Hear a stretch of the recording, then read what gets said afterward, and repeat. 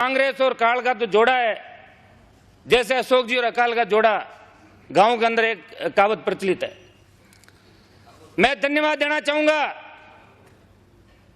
सिंचाई और पेयजल मंत्री जी को, जिन्होंने बहुत बड़ा कीर्तिमान स्थापित किया। पिछले 15 महीने के अंदर जितनी भी भारतीय जनता पार्टी की सरकार ने बड़ी बड़ी वृहद योजनाएं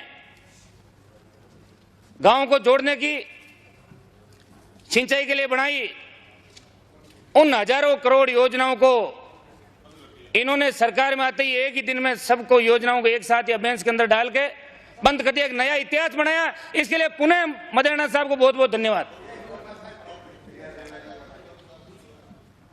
आज पेयजल की स्थिति पूरे राजस्थान के अंदर विकट है। पूर्ववर्ती सरकार के टाइम भी, मैं नहीं कहना चाहता कि अकाल कभी नहीं पड़े थे, अगर अकाल पड़े थे तो पेयजल के और अकाल का प्रबंध भी पूर्ववर्ती सरकार ने सही ढंग से किया। कंटिजेंसी प्लान सभापति महोदय, जो आकस्मिक निधि योजना के तहत उन गांव के अंदर जहां पानी की अकस्मात जरूरत पड़ जाए, उन ढाणियों के अंदर जहां पीने के पानी के कोई साधन नहीं हो, अगर पीने का पानी मीठा हो तो कंटिजेंसी योजना के तहत ट्यूबवेल खुदवाए जाते हैं। लेकिन पिछले 15 महीने के अंदर कंटिजेंसी योजना का आकार पिछली कंटिजेंसी योजनाओं के आकार से घटा के मात्र 15 और 20% कर दिया। पिछले जुलाई के अंदर जब सदन में पानी को लेकर बहस चल रही थी तो मंत्री जी ने बड़ी बड़ी बातें कही। इन्होंने कहा कि प्रत्येक एमएलए को 10 ट्यूबवेल और 30 हैंडपंप दिए जाएंगे। हो सकता है कि कर्नल साहब जैसा कह रहे थे, कांग्रेस के एमएलए को हो सकता है 60 हैंडपंप दे दिए गए हो, लेकिन भारतीय जनता पार्टी के एक ही एमएलए को एक भी हैंडपंप और ट्यूबवेल नहीं मिला। पानी के साथ मंत्री जी कम से कम भेदभाव नहीं करें। इससे बड़ा दुर्भाग्य की बात हो नहीं सकती कि जिस इलाके से बिजली मंत्री जी जीत के आते हैं उस इलाके में बिजली को लेकर आंदोलन हो। खेतड़ी कस्बा बंद रहे जून 2009 में, और मंत्री जी का, पेयजल मंत्री जी का जो विधानसभा क्षेत्र है वहां भी पानी को लेकर अगर आंदोलन हो तो इससे बड़ा दुर्भाग्य राजस्थान के अंदर हो नहीं सकता। अपने विधानसभा क्षेत्र में अगर पानी की आपूर्ति सही नहीं करेंगे तो बाकी राजस्थान इनसे कोई बहुत बड़ी उम्मीद नहीं करेगा। हम तो मंत्री जी को धन्यवाद देते रहेंगे।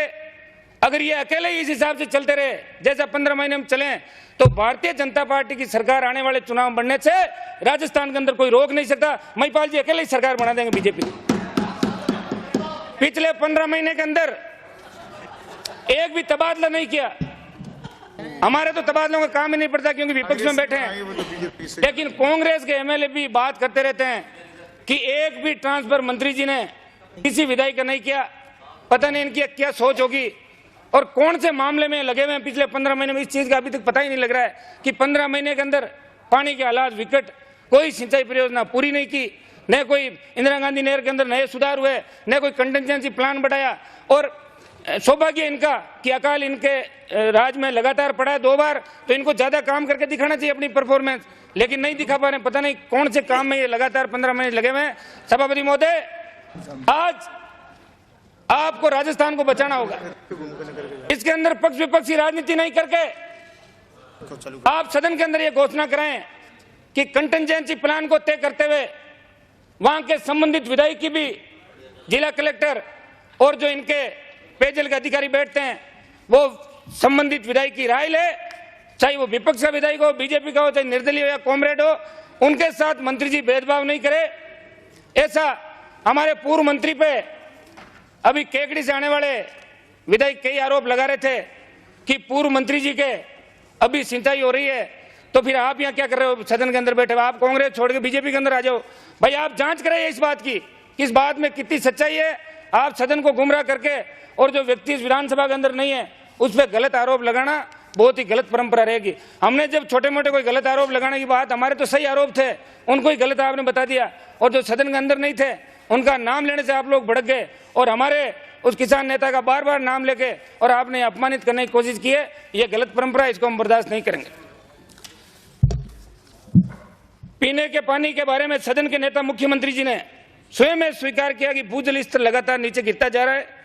पानी इस सदी का सबसे बड़ा संकट है, लेकिन लापरवाह जलदाय मंत्री जी ये कहकर पानी फैक्ट्रियों में नहीं आता, ये मंत्री जी कह रहे हैं। इतिश्री कर लें, ये अत्यंत पीड़ाजनक बात है। आपने पानी के लिए जल नीति बनाई और जल नीति बनाई, इसके लिए हम आपको धन्यवाद देना चाहते हैं। राज्य में पेयजल की स्थिति अत्यंत विकट है। राज्य का क्षेत्रफल देश के क्षेत्रफल का 10.4% तथा राज्य की जनसंख्या देश की जनसंख्या की लगभग 5% है।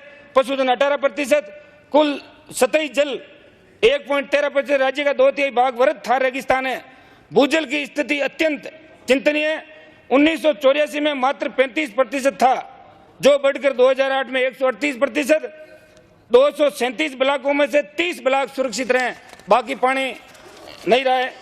राजस्थान राज्य हमेशा ही जल की कमी वाला क्षेत्र रहा है। राज्य में वर्षा अनिश्चित है। जहां जैसलमेर में 100 मिलीमीटर तो झालावाड़ के अंदर वर्षा 800 मिलीमीटर होती है। वर्षा का कुल औसत 531 मिलीमीटर है। अंतर्राष्ट्रीय मापदंडों के अनुसार प्रति व्यक्ति प्रति वर्ष जल की आवश्यकता 1000 घन लीटर है, जबकि राज्य में यह 700 घन लीटर ही है। 2050 तक अगर यही हालात रहे तो ये घटकर 450 घन लीटर हो जाएगी। राजस्थान राज्य के अधिकांश भाग में वर्षा जल न केवल अपर्याप्त है, बल्कि वर्ष दर वर्ष स्थान दर स्तर भी वर्षा की मात्रा में भारी अंतर है। भूजल पर बढ़ती निर्भरता के कारण भूजल संसाधन तीव्र दर से रिते हो रहे हैं। पेयजल का लगभग 90%, कृषि क्षेत्र में 60% भूजल से दोहित किया जाता है। राज्य का लगभग 80% क्षेत्र वर्तमान में भूजल क्षरण से ग्रसित हो रहा है। आपने जो जल नीति के अंदर नीतियां बनाई, उसके अनुसार जल संसाधनों को सुनिश्चित तरीके से विकसित किया जाए। नई परियोजना निर्माण के साथ अब तक निर्मित परियोजनाओं के रखरखाव पर जोर दिया जाए। वृहद जल संरक्षण उपाय, पुनर्भरण, अनुसंतुलित उपभोक्ता समूह में जल के स्वामित्व की भावना जागृत करना, जल आवंटन की सर्वोच्च प्राथमिकता जल नीति में आपने तय की है। सबसे पहले आप मनुष्यों को पानी पिलाओगे, लेकिन उसमें भी अब जल नीति आपकी मुझे नहीं लगता कि कहीं सक्सेस होगी। और आप पूर्व में कई वक्ता जयपुर के अंदर पूर्ववर्ती सरकार के टाइम पानी से मौत बता रहे थे, लेकिन आप कई वक्ताओं ने यह बात कही है कि आपके राज में अगर पानी से मौतें हुई है तो कांग्रेस के राज में भी जयपुर के अंदर पानी से मौतें हुई है। यह आपके वक्ताओं ने कहा था और यही बात मैं दोहराना चाहता हूं। पशुधन को दूसरी आपकी पेयजल पिलाना, लेकिन आज चारे और पानी के अभाव के अंदर राजस्थान का पशुधन दम तोड़ रहा है। और कृषि मंत्री जी और पशुपालन मंत्री जी, उनको नोटों की मालाएं पहनने से फुर्सत नहीं। अखबारों के अंदर बड़े बड़े छपते हैं कि पैसे दो और पगलियां मंडाओ, माला पहनाओ और उनको बुला लो कार्यक्रम। ये बड़े बड़े अखबारों के अंदर राजस्थान के अंदर छपा था। अन्य घरेलू वाणिज्य को नगरपालिका उपयोग, कृषि, ऊर्जा उत्पादन, पर्यावरण परिस्थिति उपयोग, उद्योग, जल उपलब्धता में वृद्धि। सभापति महोदय, जल उपलब्धता में वृद्धि जल नीति का उद्देश्य राज्य में उपलब्ध पानी की प्रत्येक बूंद का संग्रहण करना है। जल संरक्षण व्यवहारिक प्रयोग को बढ़ाया जाएगा। जल उपभोग को और बेहतर बनाने मल्टीमीडिया से जागरूकता, भूजल दोहन की नियंत्रित करने तो समुचित कानून प्रावधान किए जाएंगे। आपको निवेदन करना चाहूंगा कि पिछली जब भारतीय जनता पार्टी की पूर्ववर्ती सरकार थी तो नागौर जिले के अंदर जो एक बांका पट्टी कहलाती है, 350 गांव बांका पट्टी के, और नागौर जिले के लगभग 1500 गांव हैं जहां फ्लोराइड की मात्रा ज्यादा है। और वहां पेयजल का साधन उपलब्ध कराने के लिए नागौर के अंदर कई नेता लगातार इस बात के बोर्ड 50 साल तक लोगों ने ले लिए, जिनका सुपड़ा आज राजस्थान की विधानसभा के अंदर वो नहीं दिखते, साफ हो गया है। उन्होंने इस बात के वोट लिए थे कि हमें आप वापिस एमपी बनाओ, हमें एमएलए बनाओ, हमें मंत्री बनाओ, हम सिंचाई का पानी नागौर के अंदर लाएंगे। सिंचाई का पानी तो ला नहीं सके, पीने का पानी भी नागौर जिले की जनता को वो लोग दे नहीं सके। फिर भी नागौर की भोली भाली जनता ने 40 साल तक उनको वोट दिया और अब जाके उनका कार्यक्रम पूरा इन चुनाव के अंदर निपट गया उन लोगों का। तो मैं ये कहना चाहूंगा कि पूर्ववर्ती सरकार ने एक बहुत बड़ी योजना नागौर लिफ्ट कैनाल योजना नागौर जिले को पानी पिलाने के लिए करी थी। 761 करोड़ रुपए प्रथम फेज में 2006 के अंदर जारी किए, जिनमें से अभी तक पहला फेज नागौर शहर के अंदर पानी पहुंच गया है, लेकिन उससे आगे पानी नहीं पहुंच रहा क्योंकि मंत्री जी की मेहरबानी नहीं है। नागौर और खिंवसर के दोनों एमएलए भारतीय जनता पार्टी के, इसलिए इनको बड़ी तकलीफ होती है कि खिंवसर और नागौर के अंदर पैसा दे और खिंवसर और नागौर के लोग अच्छा पानी पिए, लिफ्ट कैनाल का पानी पिए। अब की बजट के अंदर कोई प्रावधान नहीं लिखा। क्लस्टर प्रणाली से लिफ्ट कैनाल को हम रखेंगे और योजनाओं क्लस्टर प्रणाली में लेंगे, लेकिन बजट के प्रावधान किसी भी योजना के अंदर इन मंत्री जी ने और आपकी जो बजट की घोषणा उसके अंदर नहीं रखा। मैं मंत्री जी से जब अपना जवाब दे तो इस बात की पुरजोर मांग करता हूं कि नागौर लिफ्ट कैनाल का तो बहुत ही बड़ी महत्वपूर्ण योजना नागौर लिफ्ट कैनाल है, उसके 275 करोड़ रुपए प्रथम फेज के, जिससे 171 गांवों को पानी पिलाया जाएगा, उसकी घोषणा करें। नहीं तो बहुत बड़ा नागौर के लोग बहुत बड़ा गड़सना और रावला की तरह आंदोलित हो गए तो बहुत बड़ा मुश्किल मंत्री जी रहेगा राजस्थान के अंदर। आपको पानी के लिए कुछ सुझाव मैं देना चाहूंगा, कुछ झटके सरकार को। आज राजस्थान के अंदर बहुत ज्यादा जिलों के अंदर डार्क जोन की स्थिति हो गई है। हाईकोर्ट और सुप्रीम कोर्ट ने इलाकों को डार्क जोन घोषित कर दिया, लेकिन दुर्भाग्य इस बात का है कि उन इलाकों को भी डार्क जोन घोषित कर दिया जहां पानी की कमी नहीं है। आज मेरे विधानसभा खींवसर को डार्क जोन घोषित किया, लेकिन वहां पीने का मीठा पानी है और 400 फीट पे अच्छा पानी उपलब्ध है। तो सरकार को भूजल नियंत्रण कानून बना के उन्हें सर्वे पूरे राजस्थान के अंदर करवा के और एक ऐसा एटलस बनाए जिससे गलत जो आज डार्क जोन के अंदर गलत इलाके चले गए उन्हें वापस निकाला जाए, और जहां वास्तव में डार्क जोन के अंदर जहां पानी 1200, 1500, 1800 फुट नीचे चला गया उन इलाकों को डार्क जोन इलाके घोषित किए जाए। आज सभापति महोदय, आज से हजारों वर्ष पूर्व जो भी सभ्यताएं बसी, चाहे हड़प्पा सभ्यता हो, मोहनजोदड़ो, सिंधु घाटी की सभ्यता, सब सभ्यताएं नदी के किनारे बसी थी और पानी का उपयोग आज से हजारों वर्ष पूर्व के लोग भी जानते थे। लेकिन आज जो सभ्यताएं बच रही है, आज जो कॉलोनियां बच रही है, वो पानी से दूर बच रही है। वहां पीने के पानी के समुचित प्रबंध आज के युग में नहीं किए जा रहे। सभापति महोदय, शहरों के अंदर शुद्ध पेयजल का उपयोग लोग मकानों के निर्माण के अंदर, अन्य निर्माणों के अंदर, गाड़ियों की सर्विस कराने के लिए, फव्वारे लगाने के लिए और लोन लगाने के लिए इसका उपयोग करते हैं। तो इसका उपयोग रोका जाए तो निश्चित रूप से पानी की बहुत बड़ी पीने के पानी की बचत होगी। सभापति महोदय, फ्लड इरिगेशन पद्धति, आज नहरों से जो सिंचाई की जा रही है वो फ्लड इरिगेशन, जो एक साथ नहर से सिंचाई की जा रही है, ये बहुत पुरानी पद्धति है। फ्लड इरिगेशन को रोक के खेतों में डिगियां बना के अगर फव्वारा पद्धति से और बूंद बूंद पद्धति से सिंचाई की जाए तो निश्चित रूप से पानी का बहुत बड़ा पानी का बचाव इसके अंदर होगा।